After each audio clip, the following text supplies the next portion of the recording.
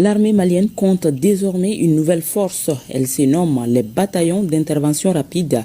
Il s'agit des hommes bien équipés en moto qui peuvent intervenir à tout moment et dans les endroits impraticables. Une manière de répondre au mode opératoire des terroristes. Notre reporter Abdoulaye Sako a suivi la cérémonie de remise officielle d'étendards, suivant son reportage. Les bataillons d'intervention rapide ou encore BIR, ce sont les nouvelles forces d'élite de l'armée malienne.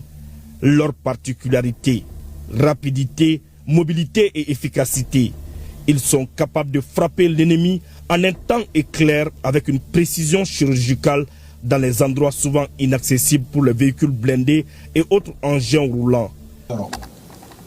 Les étendards ainsi remis aux différents commandants, la tactique militaire prend une autre forme car les forces armées maliennes ont plus d'un tour dans leur sac. L'environnement opérationnel est de plus en plus dynamique et la menace est multiforme. Face à cette menace, il devient impérieux et urgent d'adopter une posture de réadaptation constante.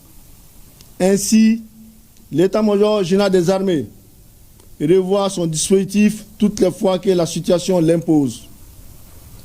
Depuis quelques mois, les terroristes appuyés par leurs sponsors étrangers s'attaquent aux citernes de carburant, aux moyens de transport de passagers et à des véhicules de particuliers sur les différents axes reliant la capitale Bamako aux autres régions du pays.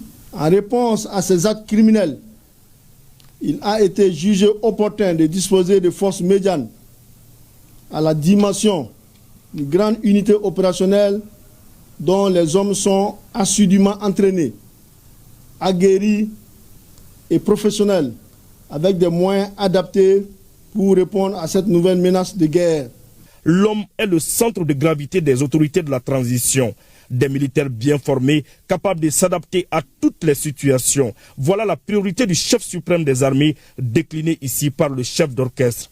Depuis le début de la transition, sous l'impulsion de son Excellence le général d'armée Assimi Goïta, les forces armées maliennes ont connu une montée en puissance extraordinaire. Les aspects les plus visibles par le grand public sont les équipements et les infrastructures.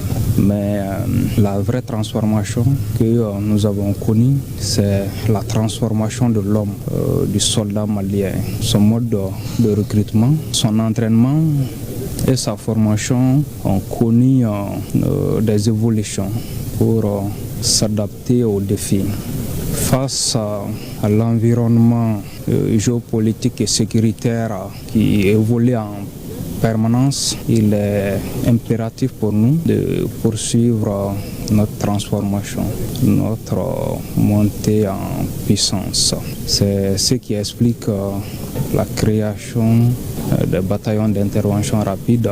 Ce type d'unité caractérisée par son agilité, sa légèreté et sa capacité à contenir les menaces.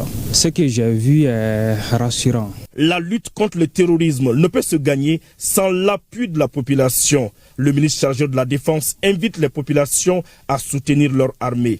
Le combat que nous menons est un combat difficile parce que notre adversaire se cache derrière le combattant visible.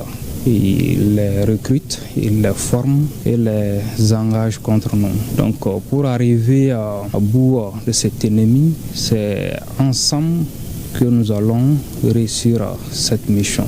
Donc tout le monde a un rôle à jouer, les communicants, les organes de presse, vous devez jouer votre rôle en luttant contre la désinformation. La population de l'AS doit aider avec le renseignement, la coopération et nos armées sont issues de nos populations et nos armées sont là pour nos populations.